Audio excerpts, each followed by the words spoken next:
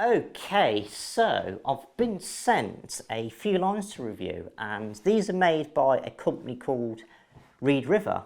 Now, I was very impressed when I opened the box, and I say that because of the spool. Now, you might be thinking, what on earth is he talking about? A spool's a spool.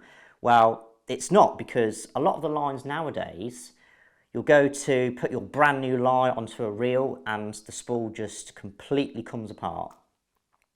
These ones are quite hard and they're made from recycled materials and they actually twist lock together. So if I take the fly line out carefully, as I say, they're quite hard and they lock together. So there's no chance of that coming apart when you spool your lovely brand new fly line onto the reel. The lines also come with two, not one, but two Roman Mossa braided loops. Now, these are the best loops that you can get in my opinion, but personally, I like to use a needle nail knot for my lead connection and then a nail knot for my backing connection. But this is just a nice little addition that's included with the line. So I've actually tried two of these and they are completely different in their profile. So this first one is a double taper 7 floating line. It's called the Wind Cheetah and it's in this very nice black and green packaging. I've also been trying the Weight Forward 5 floating line. The Weight Forward 5 TW floating line by Rede, and this is a very nice fishing line. Well, they're all nice fishing lines, but this one in particular is very useful. It's good for overhead casting, presentation casts and mends, spays as well. It's very good for spays and the different types of casts. So that's a very good line. But the one that I was most interested and intrigued by was, I'll just get that out of the way, was this line. Now, this is called the Wind Cheetah and it's a double taper line. And my reasoning and my thinking behind why it's called the Wind Cheetah is because it's very difficult to shoot line into a strong wind. So whatever you can carry, so say if you can carry 70, you can carry 60, 70, 80 feet of line in the air, whatever you can carry, you can tend to make it roll on the water. So that's why a double taper line is very useful for that. But I'll just talk a little bit about the actual line because I haven't seen this before and it's quite interesting. So as I say, it's a double taper 7 line.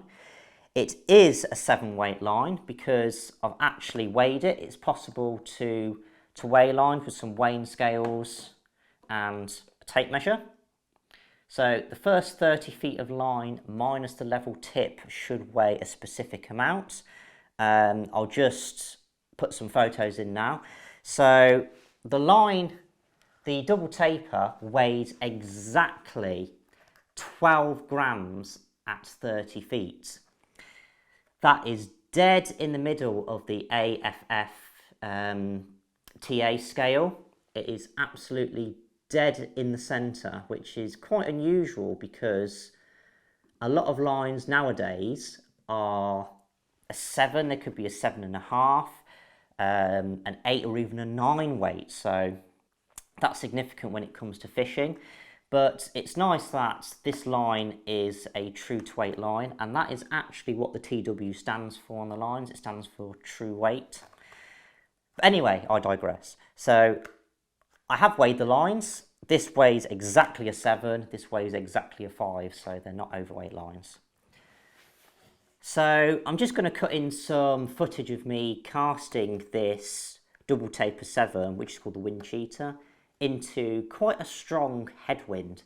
So as you can see here, I'm extending line, I'm slipping line, and then I end up false casting the line whilst holding the backing knot, which is the full 75 feet.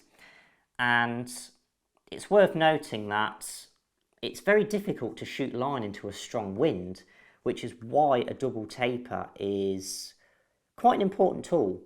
because whatever you can carry, generally you can get it to deliver. So that's why I'm using the double taper, and that's why I think it's called a Wind Cheetah. It's also worth noting that for these videos I'm using a 9-foot leader with a little bit of egg yarn on the end, and for this double taper video I've kept it at the 9-foot taper. I have tried the 4-foot, which is very good for casting big flies like dog nobblers, etc., but for the casting I've kept it at the with the 9-foot configuration for the front taper.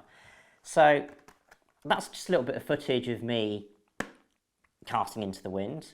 It's also a very good roll casting line, as you'd expect, being a double taper. Also good for spey casts, presentation casts, men's. So this is actually probably one of my favourite lines, and I wish I had it. I wish I had it in a double taper 5. So I think I'll be getting one of these in a double taper 5 configuration, because they are very, very nice. So now what we're going to look at is me casting this line for distance. So this is going to be the shooting head configuration. So if we have a look at the video, what I'm doing is I am starting with quite a bit of the head outside the rod tip, straight out in front of me, down the tape measure, so I know exactly how far I'm casting. I'm also going to get this line into overhang. So overhang is the shooting line between the rod tip and the back of the head, and it differs from caster to caster, and it depends on quite a few factors. It depends on your hole length, it depends on how much line you pull away from the target, it depends on release timing, the rod as well. If it's a softer rod, it's going to give you more counterflex, which also pulls more line away from the target. So it really depends, but a nice starting point for overhang is about 3 feet. So I'm carrying about 90 feet of line, which is quite a significant amount. So you may want to cut this down for fishing, as I said before, to about 30-40 feet. But as you can see, or as you will see, this line goes a very long way, going into the high 140s, 140 feet. I have thrown this line 149 feet. Unfortunately, that wasn't on camera, so I have this footage of it there. So this was the one that I was most excited about, because, as I said, I have never seen a line with a colour change for the entire line before, so that was very impressive. I was impressed with the weight. As I said, I've weighed the line, and I know that this is exactly a 7 weight. This is exactly a 5 weight. I don't really have a bad thing to say about it, really, other than perhaps the taper. Maybe the taper could be a little bit longer to be a little bit more delicate, especially when we come to some of the spey casts. A lighter tip would be more beneficial, but apart from that, it's a really good line. Maybe a little bit longer, but yeah, I think it's a really good line.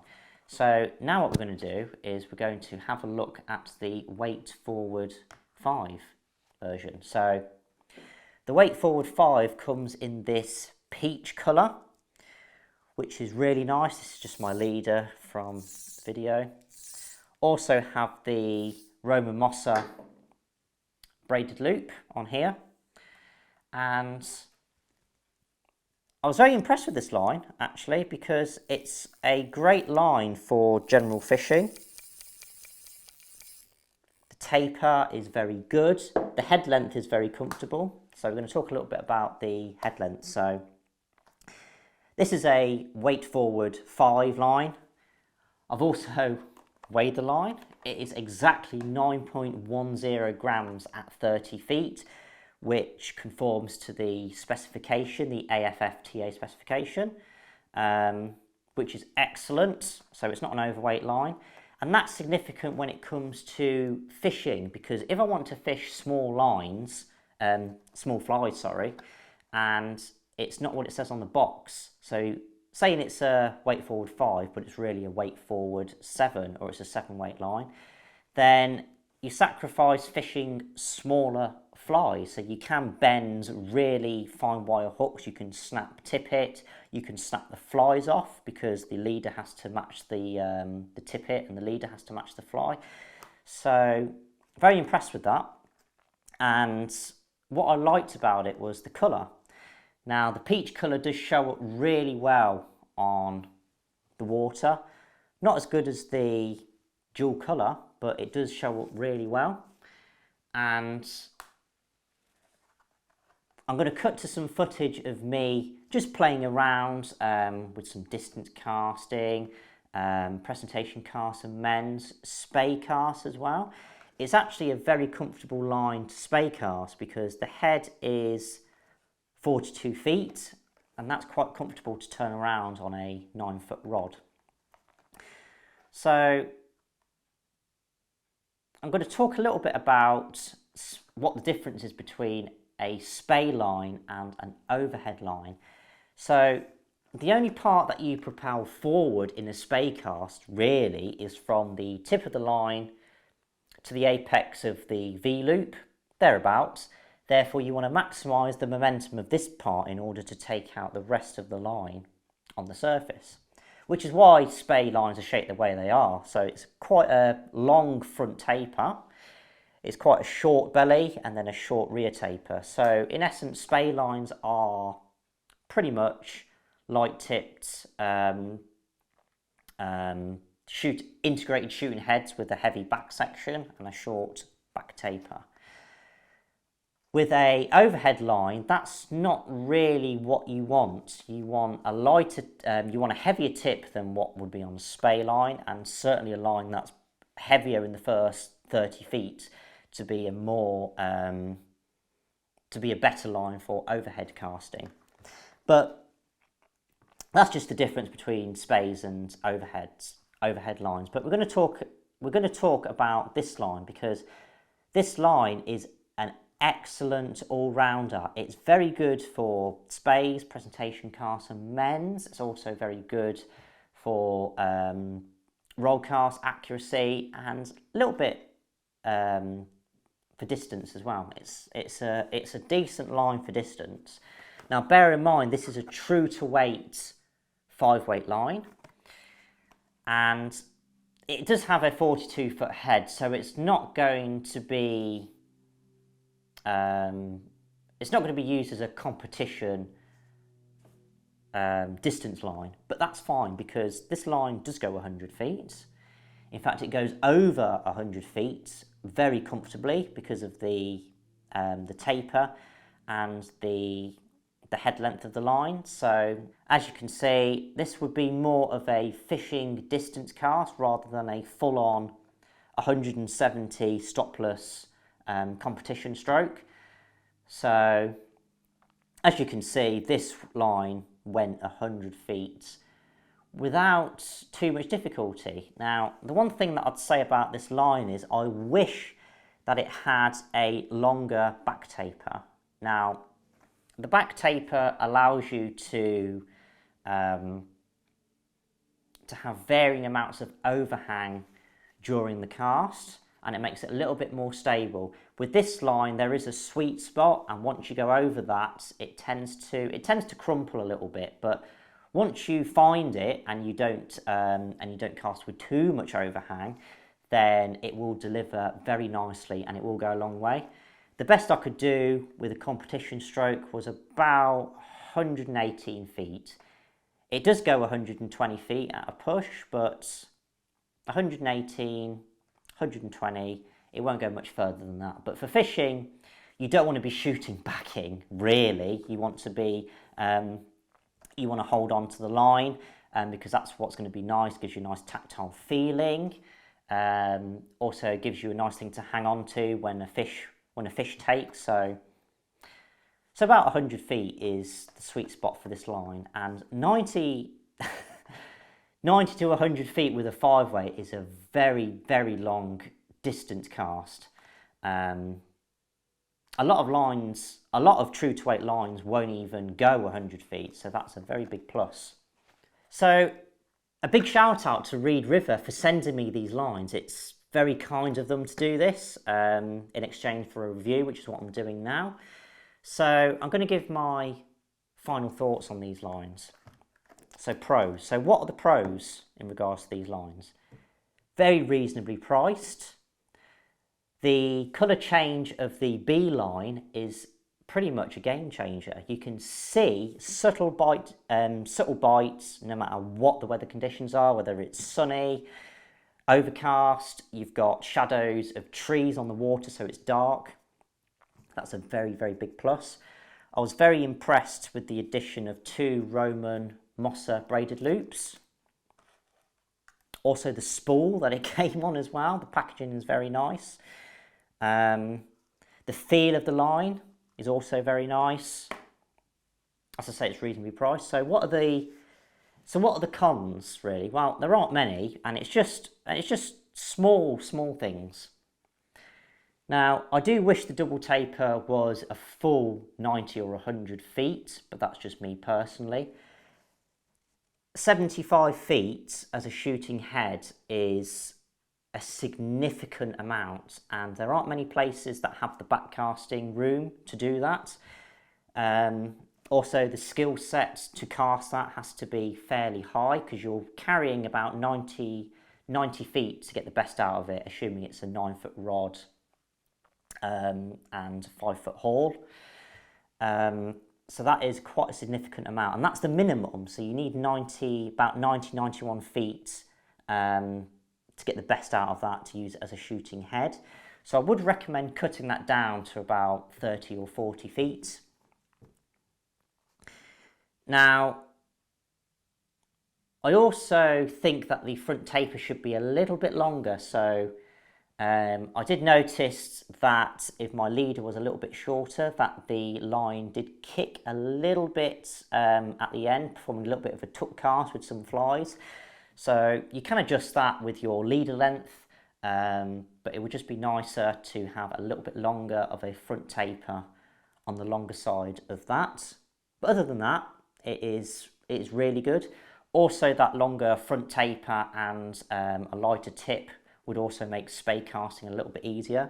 But as I said, they're just small things. And the weight forward version, I wish the back taper was a little bit longer, because then that gives you the ability to have variable amounts of line outside the rod tip or when you're carrying the line. So it's not really a specific sweet spot that you're aiming for, because that is quite a short back taper. You do have to get it spot on, otherwise the cast can fail and it can crumple.